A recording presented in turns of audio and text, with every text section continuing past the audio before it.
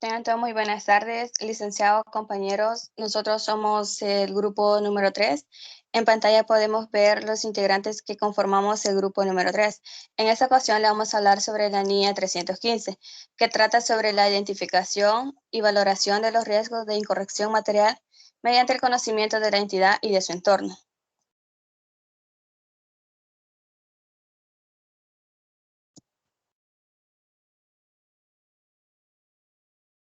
La NIA 315, como anteriormente lo decía, trata de la responsabilidad que tiene el auditor de identificar y valorar los riesgos de incorrección material en los estados financieros mediante el conocimiento de la entidad y de su entorno, incluido el control interno de la entidad. La NIA 315 hace referencia a los riesgos, les recuerda a los auditores la necesidad de aplicar su juicio profesional al evaluar los riesgos y la estructura de control interno como principio básico para decidir qué procedimientos de auditoría aplicar, así como la oportunidad y alcance de los mismos. Este procedimiento más que todo es un proceso continuo y dinámico de obtención y análisis de información durante lo que es la auditoría, ya que esto permite que el auditor planee la auditoría y asimismo evalúe lo que son los riesgos. Y con esta información obtenida puede servir como evidencia de auditoría.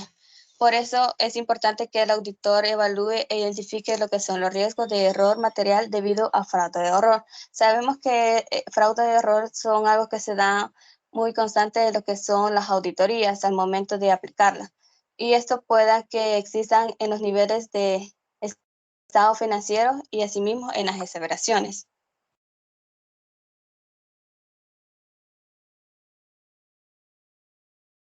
El auditor debe revisar las siguientes actividades: identificar los riesgos, evaluar su susceptibilidad a distorsiones, errores en la información financiera, incluyendo errores o fraudes, evaluar las medidas, controles que la empresa ha puesto a funcionar para minimizar los riesgos, diseñar procedimientos de auditoría que pongan a prueba esas medidas para aprovecharlas y que los demás procedimientos a aplicar con posterioridad se analicen a la luz de combinaciones de riesgos bajos en los que apoya la confianza profesional.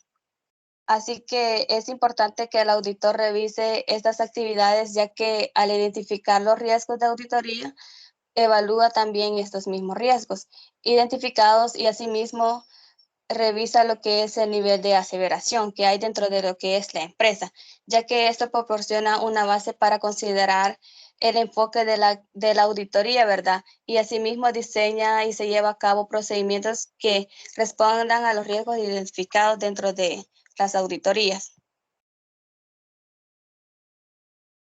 Las normas de auditoría describen las tres bases en las que descansa la opinión del auditor, las cuales están compuestas por procedimientos de auditoría que aporten la comprensión sobre la entidad y su entorno, incluyendo su estructura de control interno, para evaluar el riesgo de error importante a nivel de estados financieros y para diseñar la naturaleza, oportunidad y alcance de los procedimientos de auditoría a aplicar. Esto más que todo es debido a que el auditor debe reportar el resultado del trabajo de lo que es la auditoría, en el cual se considera su opinión profesional y asimismo también brinda lo que es sus recomendaciones.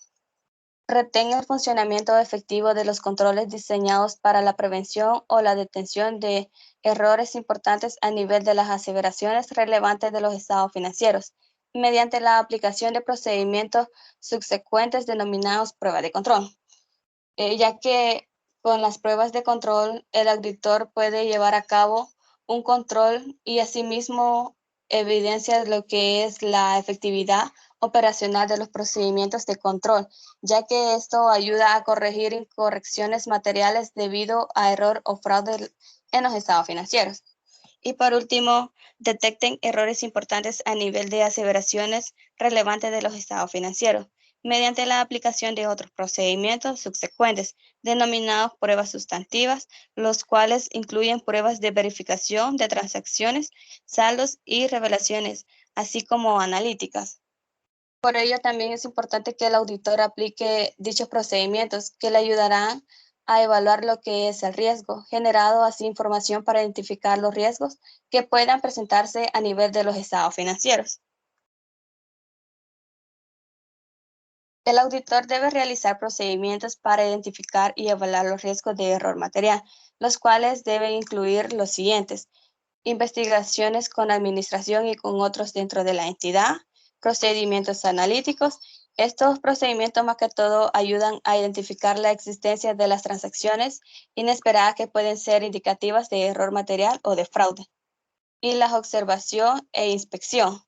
En estos se dan lo que son las investigaciones con administración y otros ya sea para la revisión de documentación o informes o reportes. Las investigaciones con la administración y con otros dentro de la entidad, con diferentes niveles de autoridad.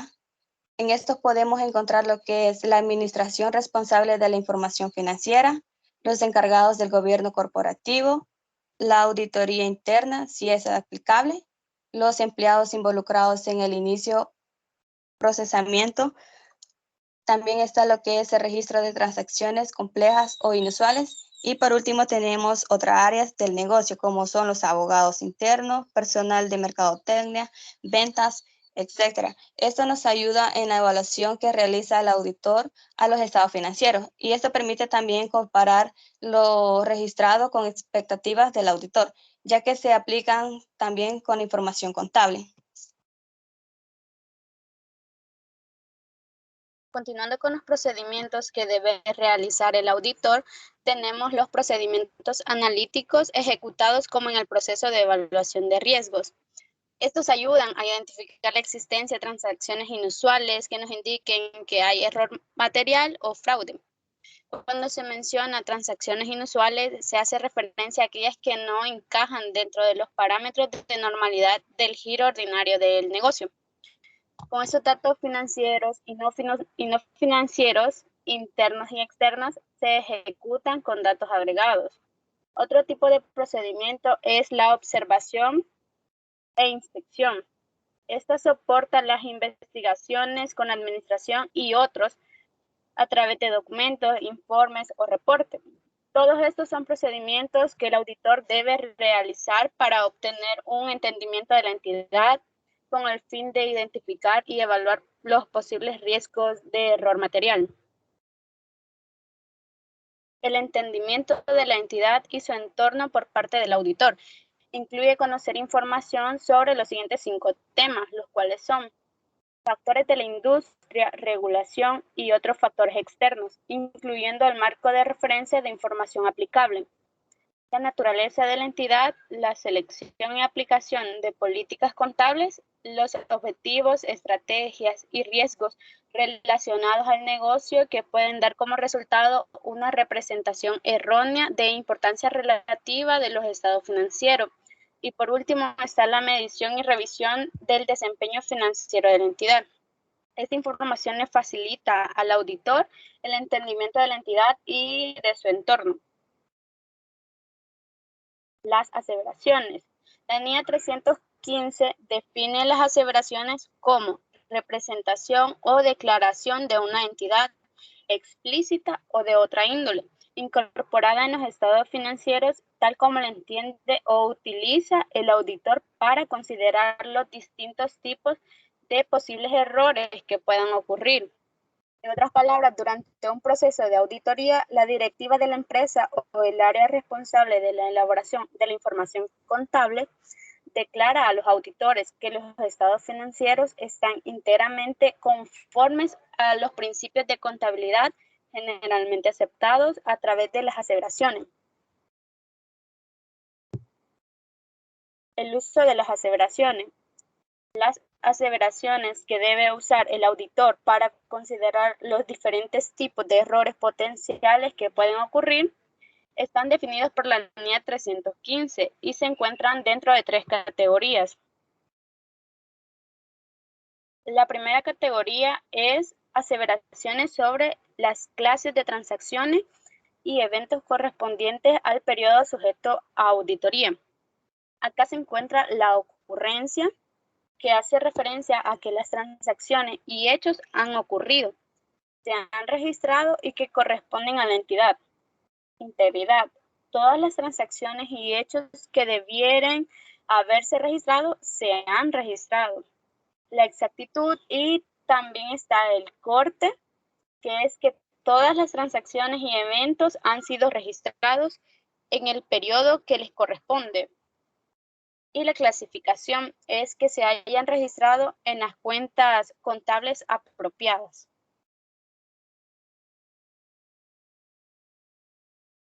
La segunda clasificación son aseveraciones relativas a las cuentas de balance al final del ejercicio. La existencia, cuando los activos, los pasivos y el capital existen, es decir, que estos son reales. Derechos y obligaciones, es cuando la entidad mantiene o controla los derechos sobre los activos. Y los pasivos son obligaciones reales que están adecuadamente controladas también por la entidad. La integridad. En este caso, todos los activos, los pasivos y el capital que deberían haber sido registrados se han registrado. Y la evaluación hace referencia a que los activos, los pasivos y el capital están incluidos en los estados financieros con los saldos apropiados y cualquier ajuste que surja por evaluación está debidamente registrado. Por último, están las aseveraciones sobre presentación y revelación, ocurrencia y derechos y obligaciones. La revelación. La revelación de eventos, transacciones y otros asuntos han ocurrido y conciernen a la entidad. La integridad. Todas las revelaciones que deben ser incluidas en los estados financieros se han incluido. La clasificación y comprensibilidad. La información financiera se encuentra apropiadamente presentada y descrita, y las revelaciones están expresadas con claridad. La exactitud y evaluación. La información financiera y otro tipo de información que concierna al proceso de negocio de la entidad se encuentran revelados apropiadamente y por los montos correctos en la información financiera presentada por la compañía. Los requisitos de la norma. De acuerdo con dicha norma, el auditor externo debe observar y cumplir con los requisitos que se establecen en ella, los cuales son proceso de evaluación de riesgos. La norma requiere que el auditor externo aplique procedimientos de auditoría diseñados para identificar y evaluar la existencia de errores importantes o significativos a nivel de estado financiero y también a nivel de las aseveraciones que se han presentado en dichos estados. Cabe aclarar de que el hecho de que el auditor externo haya cumplido con este proceso no representa que haya obtenido suficiente y apropiada evidencia de auditoría para sustentar su opinión profesional. Y la documentación. El resultado de la aplicación de la norma se documentará conforme a los requerimientos de la norma de auditoría correspondiente, que sería evidencia de auditoría. La documentación es registrar los procedimientos de auditoría aplicados, de la evidencia pertinente de auditoría obtenida y de las conclusiones alcanzadas por el auditor.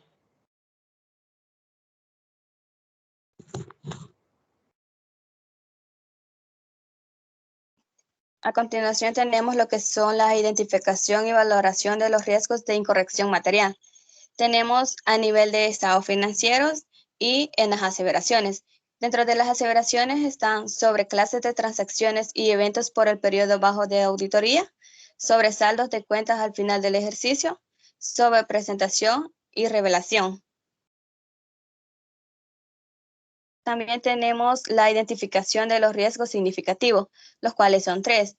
Tenemos mayor intervención de la administración, mayor intervención manual y cálculos o principios contables.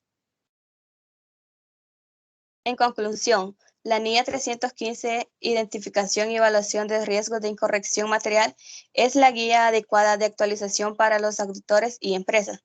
toda vez que les facilite el proceso a nivel interno y externo y les proporciona herramientas de conocimiento y efectividad en la búsqueda de errores en la elaboración y desarrollo de un plan de auditoría. Pero todo ese transcurso debe ir acompañado de un apropiamiento por parte de los auditores internos de la organización y la experiencia en su riesgo y control. Además de entrar a profundidad en los conceptos propios de la recopilación de información y la posterior elaboración de un estado financiero sano, con datos verídicos y una evaluación de riesgos consciente, que le permita tanto a él como a la compañía tomar acciones en caso de encontrar anomalías y centrarse en las áreas que corren un mayor riesgo. Esto ha sido todo por el grupo número 3. Muchas gracias.